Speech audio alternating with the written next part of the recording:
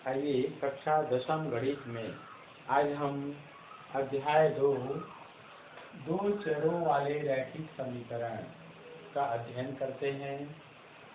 पिछले कालखंड में आप लोगों ने दो चरों वाले रैखिक समीकरण का मानक रूप a1x + b1y = c1, a2x + b2y = c2 इसके संबंध में हमने अध्ययन किया था कि दो चरों वाले रैखिक समीकरण को हल करने की हमने 4 विधियां देखी है। विलोपन विधि, प्रतिस्थापन विधि, वज्र गुणन अथवा व्यापक हल विधि और चौथा आलेखी विधि। इन चारों विधियों की सहायता से हमने दो चरों वाले रैखिक समीकरण का हल ज्ञात किया था, अर्थात x और y का मान हमने प्राप्त किया था। यहाँ पर आलेखी विधि में हमने 3 स्थितियां देखी थी। आलेखी विधि से जब हम आलेख खींचे थे तो यहाँ पर 3 स्थितियां थी। पहला, यदि a1/a2 बराबर नहीं है b1/b2, अर्थात दोनों ही समीकरणों के जो चरों के जो गुणांक है, चर x के गुणांक a1 a2, चर y के गुणांक b1 b2 और अचर पद, तो चरों के गुणांकों का जब हमने अनुपात लिया तो दोनों अनुपात अगर बराबर नहीं आता तो हम कहते हैं दिए गए समीकरण निकाय का एक अद्वितीय हल है। अर्थात समीकरण निकाय को हल करने पर x का एक मान प्राप्त होगा और इसी प्रकार y का भी एक मान प्राप्त होगा। साथ ही यदि हम उन समीकरण निकाय से आलेख खींचते हैं तो यहाँ पर आलेख दो प्रतिच्छेदी रेखाएं प्राप्त होती है। दोनों प्रतिच्छेदी रेखाएं जिस बिंदु पर एक दूसरे को प्रतिच्छेद करती है, अर्थात प्रतिच्छेद बिंदु, उस प्रतिच्छेद बिंदु का जो निर्देशांक होता है, निर्देशांक ही समीकरण निकाय का हल माना जाता है। x निर्देशांक जो आएगा वह x का मान होगा, y निर्देशांक का जो मान आएगा वो y का मान होगा। स्थिति 2 में देखे थे, यदि इस प्रकार से अनुपात अगर बराबर हो जाए तो दिए गए समीकरण निकाय के अनंततः अनेक हल होते हैं। अनेक हल का तात्पर्य, इसका ज्यामितीय अर्थ ये है कि अगर दिए गए समीकरण निकाय का हम आलेख खींचे तो उनका आलेख समपाती रेखाएं प्राप्त होती है और x और y के कई मान प्राप्त होंगे। प्रत्येक मान दिए गए समीकरण निकाय को संतुष्ट करेंगे। तीसरा स्थिति था, यदि a1 a2 का अनुपात b1 और b2 से बराबर है परंतु c1 और c2 का अनुपात बराबर नहीं है। अगर ऐसा हो तो दिए गए समीकरण निकाय का कोई हल नहीं है कहा जाता है, अर्थात असंगत है। ज्यामितीय अर्थ के संदर्भ में देखें तो ऐसे समीकरण निकाय का जब आलेख खींचा जाता है तो आलेख परस्पर दो समांतर रेखाएं प्राप्त होती है और इसमें x और y के कोई मान प्राप्त नहीं होते हैं।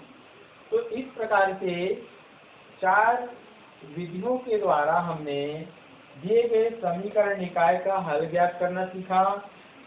आलेखी विधि से जब हमने आलेख प्राप्त किया तो ये 3 स्थितियां हमें प्राप्त होती है और ये 3 स्थितियों को ही हम संगतता का प्रतिबंध या साधनीयता का प्रतिबंध के रूप में जानते हैं। अब यदि मान लीजिए किसी समीकरण निकाय में किसी चर राशि का गुणांक मालूम नहीं है, चाहे चर राशि x का गुणांक हो चाहे चर राशि y का गुणांक हो, अज्ञात है, तो उस अज्ञात गुणांक का मान हम कैसे ज्ञात करते हैं, इसे हम आज देखते हैं। देखिए क्वेश्चन नंबर 1 में यहाँ पर एक उदाहरण आपके समक्ष है। समीकरण x ऋण ky बराबर 2। यहाँ पर देखिए चर राशि y का गुणांक k है, ऋण के, जो अज्ञात है। और दूसरा समीकरण है 3x-2y बराबर ऋण 5। समीकरण निकाय में k का मान ज्ञात कीजिए जबकि समीकरण निकाय का एक अद्वितीय हल है। अर्थात इस समीकरण निकाय का अगर एक अद्वितीय हल है तो उस स्थिति में k का मान यहाँ क्या होना चाहिए, ये कहा जा रहा है। आइए हल करते हैं। हम इस बार समीकरण को पुनः एक बार लिख देते हैं। इसको समीकरण 1 दर्शा दिए तथा समीकरण 2 को लिखिए, इसको समीकरण 2 दर्शा दिए। इन दोनों समीकरणों की तुलना मानक समीकरण निकाय से करते हैं। तो यहाँ लिख दीजिए, यहाँ लिखिए इनकी तुलना मानक समीकरण निकाय से करने पर सब यहाँ पर आइए तुलना करते हैं। गुणांक a1 है, यहाँ पर है 1। अगर चर राशि के सामने गुणांक की कोई संख्या नहीं है तो वहाँ गुणांक 1 समझना है। दूसरा समीकरण के लिए गुणांक a2 का यहाँ क्या है मान 3। यहाँ पर देखिए b1 का मान है ऋण के, ध्यान दीजिए गुणांक में ऋण चिन्ह लगा है तो यहाँ ऋण लेना पड़ेगा।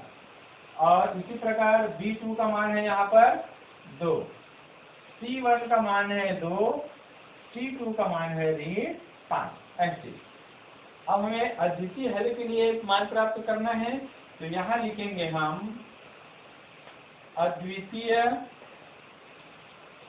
हल के लिए प्रतिबंध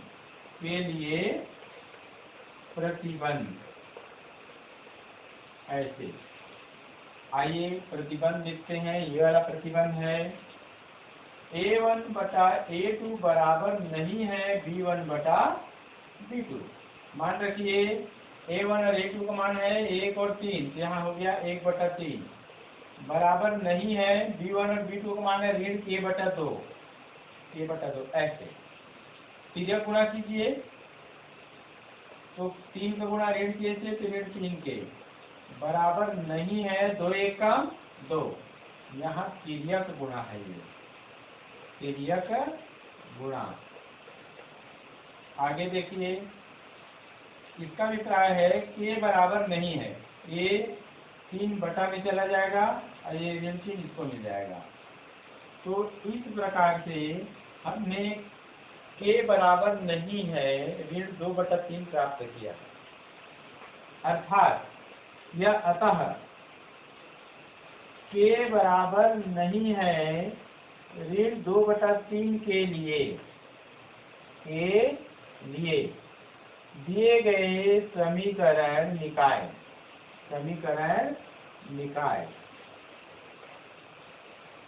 का मान अद्वितीय हल होगा। इस प्रकार हम ज्ञात कर सकते हैं। आइए फिर अगली कड़ी में देखते हैं।